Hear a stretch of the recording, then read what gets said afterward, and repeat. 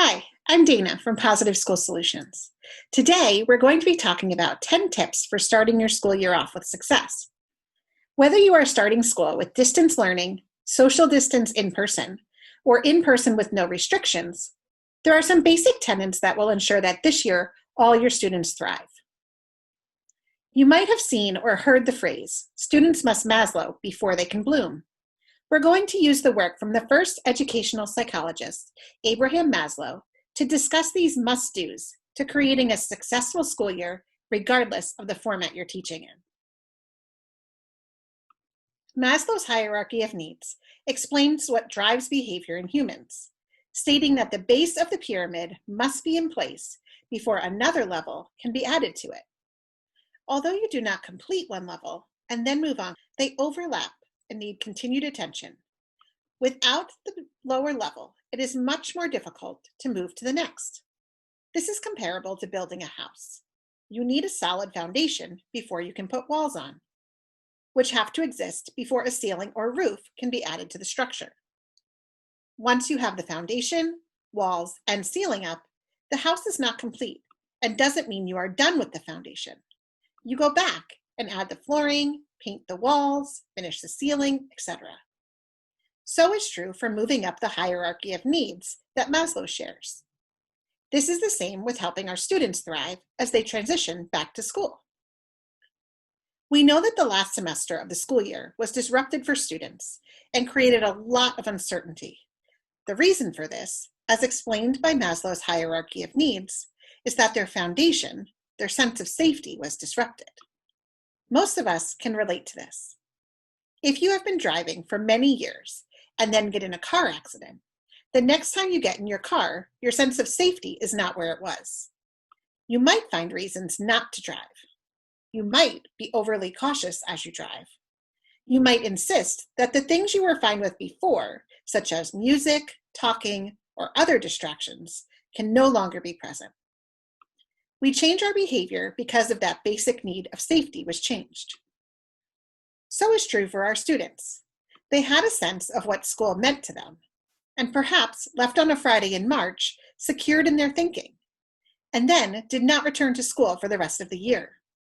Their sense of safety was disrupted, and what is most important at the start of this school year is to meet them where they are. Shore up their foundation so we can then help students meet all of their needs. For the 10 tips to starting your school year off right, we're going to focus in on the basic and psychological needs of students: safety, belonging, love, and esteem needs. There are many students that have a physiological need that also needs to be met before safety needs can be addressed. And we implore you to spend time ensuring students have these needs met each day. Seeking additional support through outreach programs offered in your community, or asking support personnel in your school, such as administrators or guidance, can be a powerful step in helping students meet these needs and allow you to help build upon them. Let's look at safety first. Students that have experienced trauma, ranging from personal or familial, to the disruption of the school year caused by COVID-19, will need to ground themselves in a sense of safety. Regardless of how your school year is starting, there are some specific ways we can help meet students' sense of safety. Clearly communicate your expectations. Communication extends beyond the words we say. It is our tone and body language too. By clearly naming expectations, showing students what meeting the expectations looks like, and then providing students a chance to practice, we set students up for success. Teaching routines and procedures. Whether you are a teacher in a socially distanced classroom or virtually, there are routines and procedures that students need to be taught. It is important to keep in mind that if we ask fourth grade students to line up, they might have a different idea of what that looks like. For example, in one third grade classroom, students might have lined up at the doors by twos to make the line shorter to accommodate the 29 students in the classroom. If I expect a single file line, but don't teach this routine, it's not the student's fault that they are not doing the routine like I expected. Likewise, in a middle school classroom, we might expect that students know what they need to bring to class. But if we provide them a short list, or help them to write an index card they can post in their locker to remind them, we ensure they are well prepared. Combining clearly communicating our expectations and teaching routines and procedures provides students with a clear mental picture of what success looks like. Creating group guidelines. In order for learning to occur, students need guidelines. How we will work together will allow that work to be successful. Taking time to build guidelines as a community of learners creates a sense of safety for students. In working through the process of identifying what actions we must all take in order to learn in the same space together, students develop a sense of safety. They are shown that their ideas are valued, their contributions count, their voice will be heard and recognized. Creating guidelines on how we'll work together also provides students with a sense of safety, and that they know you will be there to teach, support, and uphold the guidelines, because you are spending time and showing them that this is important to learning. Through creating a sense of safety with students, we are then able to meet another need that students have that drives their behavior and actions: belonging. In order to help your students experience the greatest success possible this school year, focus on creating and nurturing a strong sense of togetherness within your classroom community. Learn and teach everyone's names. Make sure you pronounce each student's name correctly. Have students practice saying one another's names. Have students introduce themselves by their first and last name. When students are speaking to one another or emphasizing a point made by another student, have them practice by using each person's name. For example, instead of Mary saying, "My idea is like hers. I think we should each say kind things to one another," it would sound like, "My idea is like Sarah's. We should make sure we are saying kind things to one another." Learn something personal about each student and talk to them about it. It is important that we make personal connections to our students and that we let them know we remember and think about these stories or tidbits that they have shared. When greeting students in the morning, ask them a follow-up question to something they shared with you. "Tyler, you were telling me about Legos yesterday. What is your favorite set that you've built so far?" Taking the time to speak to each student about something you know about them lets them know that they can talk to you and builds a sense of belonging. Greet students at the door each morning or the start to each class period. Be at the door and use students' names as they enter the classroom.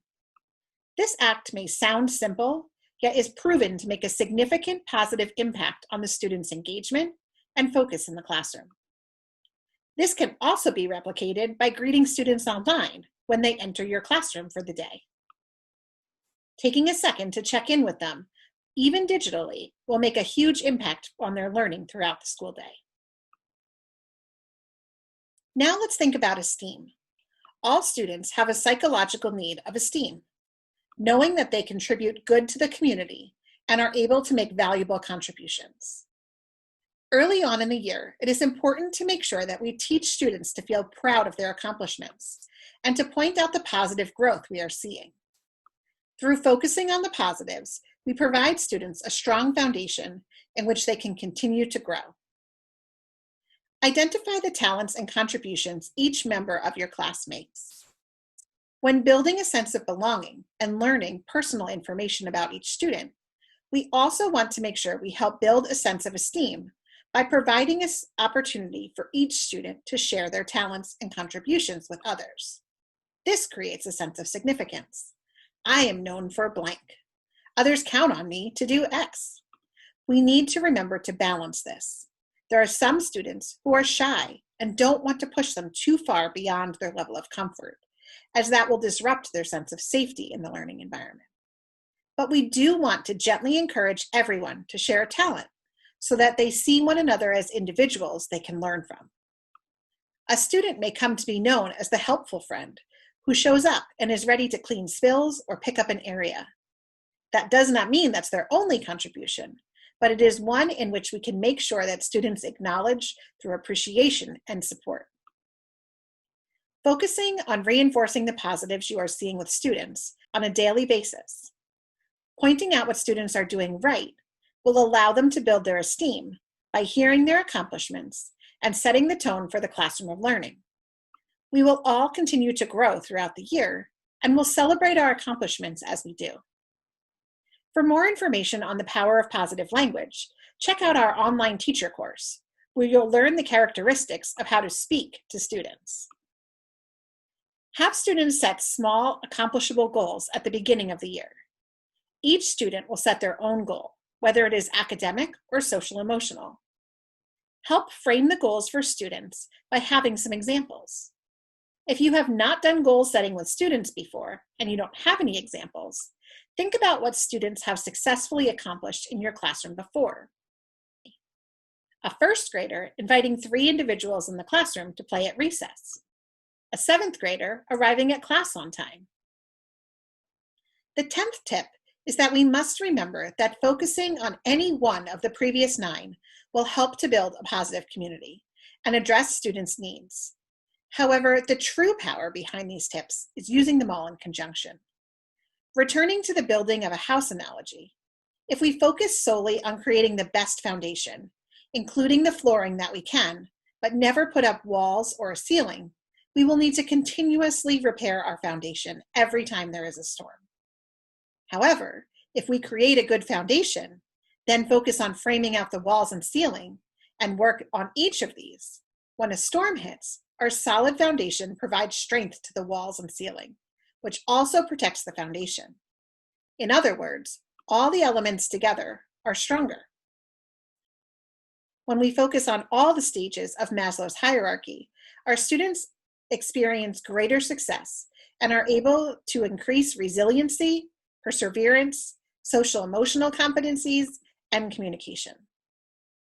We'd love to hear from you and how you are using these different tips in your socially distanced, virtual, hybrid, or in-person teaching this year. For more information on these topics, visit the Positive School Solutions webpage and check out the many online courses and blog articles where you'll learn more tips and tools to develop growth, development, and lead to academic and social emotional success.